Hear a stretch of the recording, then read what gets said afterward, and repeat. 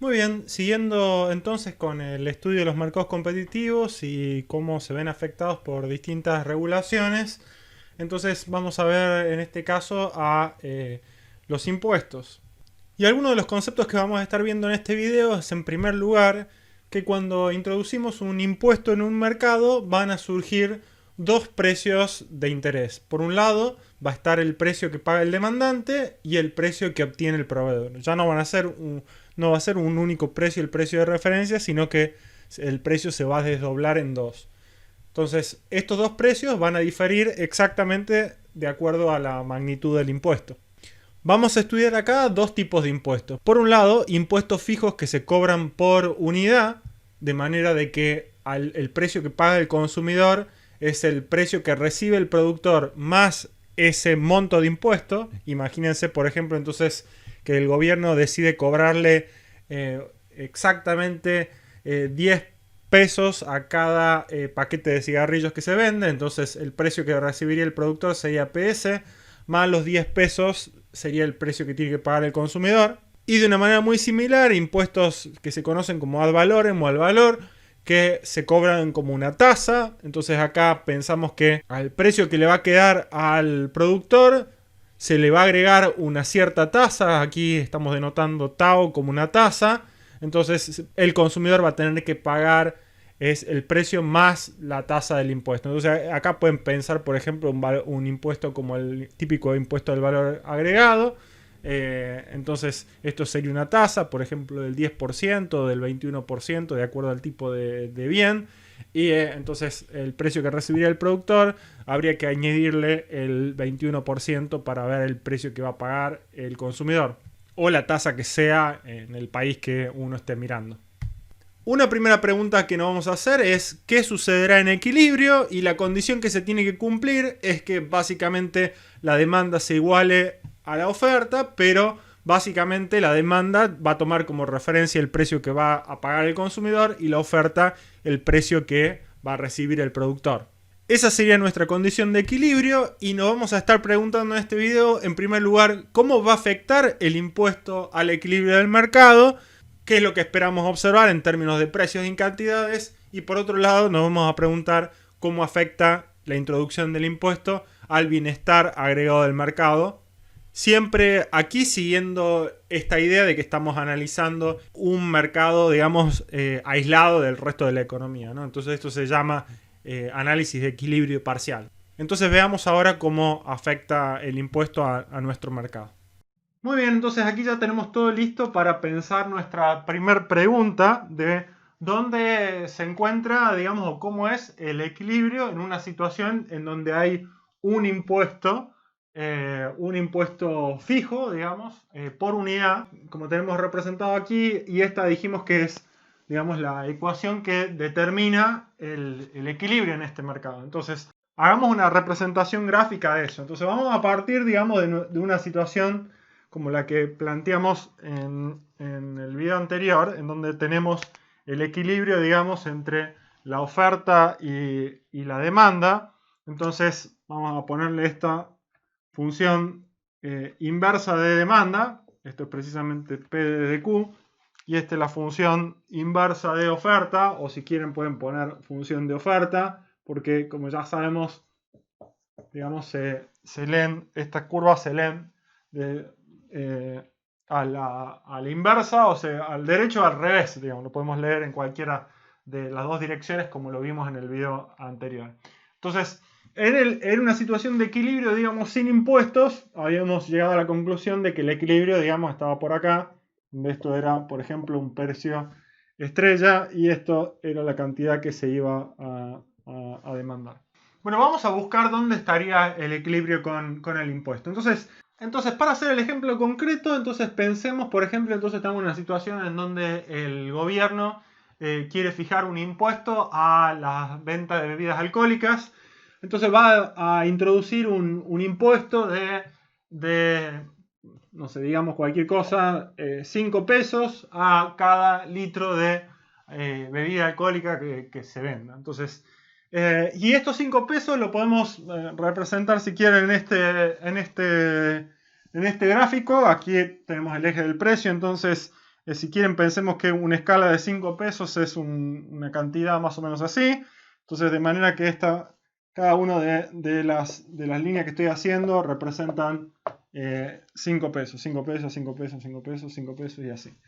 Entonces, para tener una idea. Entonces, ¿dónde va a estar el nuevo equilibrio? Esa es la pregunta que tenemos para hacernos. Bueno, esa pregunta es muy simple de pensar. Entonces, si pensamos en nuestro modelo, en donde tenemos nuestros productores por un lado, ordenados aquí abajo, y también tenemos nuestros consumidores. Los tenemos acá, a nuestros consumidores ordenados aquí abajo, desde el consumidor que tiene mayor disposición a pagar hasta el consumidor que tiene menor disposición a pagar, que estaría por acá. Ya sabemos que este tipo seguramente no va a poder comprar nada. Y tenemos nuestros productores que tienen desde el más eficiente, el que era capaz de volcar el producto al mercado con un precio muy bajo, hasta el menos eficiente, que es el tipo que estará por acá y necesita un precio muy alto para poder volcar su producto al mercado. Entonces, lo que dijimos cuando buscamos el equilibrio del mercado, lo que dijimos es, bueno, si tomamos al primer consumidor que tiene una alta disposición a pagar y tomamos al primer productor, tenemos toda esta diferencia posible para que o vaya al excedente del consumidor o vaya al beneficio del productor, ya sea el precio que se establezca, ¿no? Entonces cualquiera podría ser el precio. En particular, habíamos dicho que si este es el equilibrio del mercado, todo esto se lo lleva el consumidor, todo esto se lo lleva el producto de beneficio. Eso es lo que habíamos dicho anteriormente. Pero en particular sabemos que hay todo este margen, digamos, para ser negociado, digamos, ¿no? Para la primera unidad.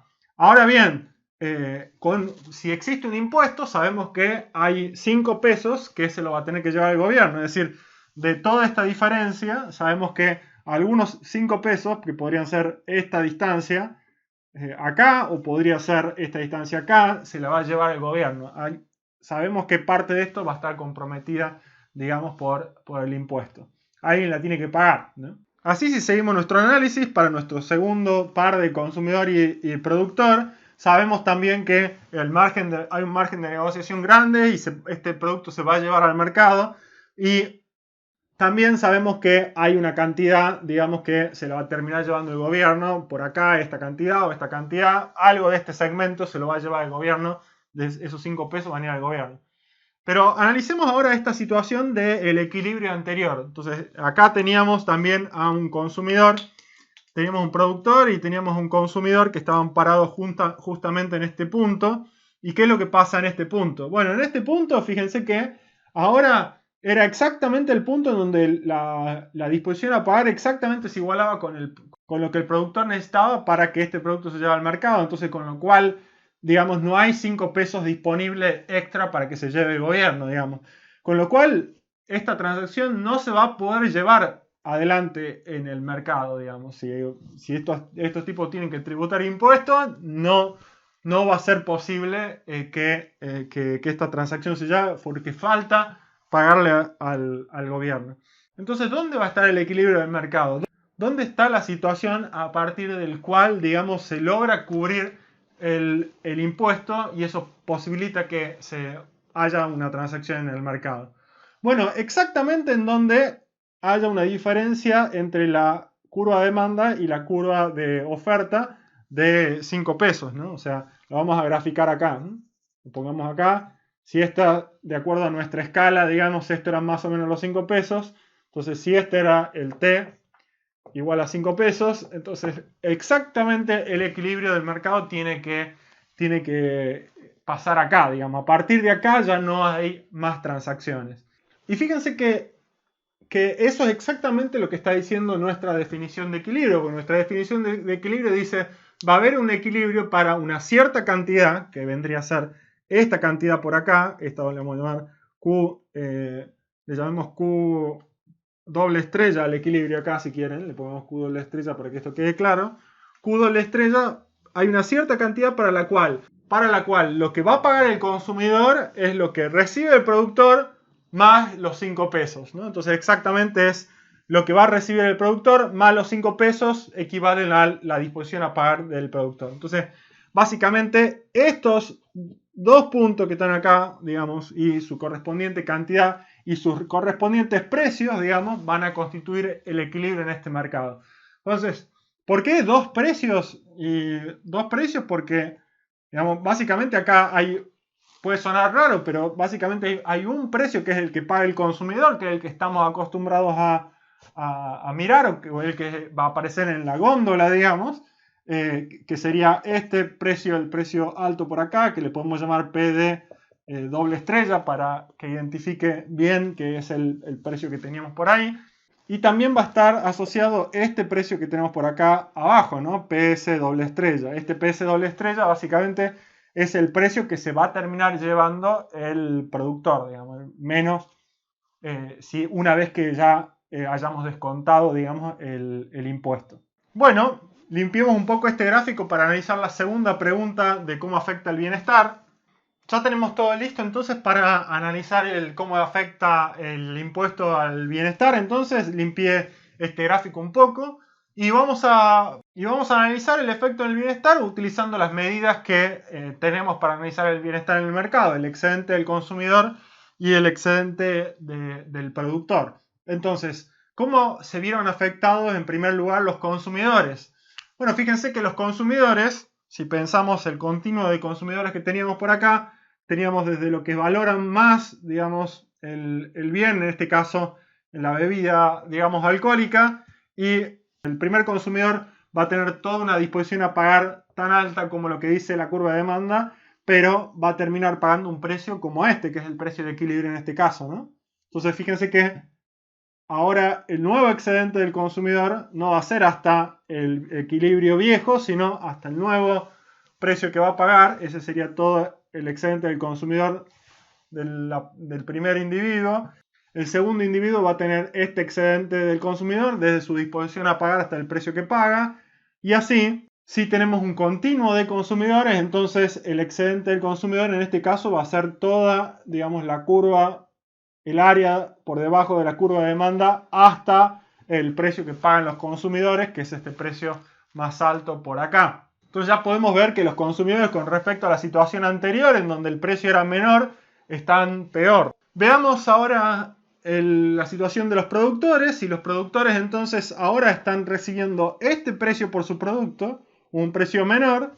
Y entonces nuestro primer productor tenía un costo como este, pero recibe todo esto. Entonces este es el excedente del productor para nuestro primer productor. Y así vamos a tener que, para el segundo productor y así en adelante, vamos a tener que este es el excedente del productor, digamos, ahora hasta este nuevo punto Q doble estrella. Entonces recordemos, esto es todo el precio que, el precio que reciben por sobre el precio mínimo al cual están dispuestos a colocar el producto en el mercado. Entonces esta es una medida del beneficio extraordinario que recibían los productores de acuerdo a lo que vimos en el video anterior. Si comparamos con una situación sin impuesto, entonces el beneficio de los productores se achicó, ¿no? Entonces solamente este triángulo. Dicho de otra manera, entonces los consumidores, digamos, perdieron toda esta área que quedó acá por debajo hasta el precio que teníamos sin intervención o sin impuesto. Toda esta área la perdieron los consumidores.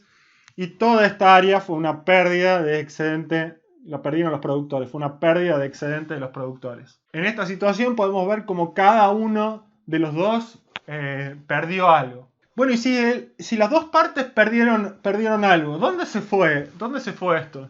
Entonces, lo pensemos un segundo. Bueno, muy bien, exactamente. Si lo pensamos con cuidado, entonces fíjense que esta es exactamente la magnitud del impuesto que estuvimos cobrando por cada una de las transacciones. Entonces, fíjense que básicamente todo este cuadrado que está por acá, que son las transacciones que hasta Q doble estrella, que es la cantidad de transacciones que se realizan, por la cantidad de impuestos, digamos, que se cobra, todo esto es lo que se lleva el gobierno. Básicamente esta es la recaudación del gobierno. La recaudación que podemos representar con el monto del impuesto por la cantidad de transacciones que se realizan en el mercado, ¿no? Entonces este sería equivalente a toda esta área que tenemos acá.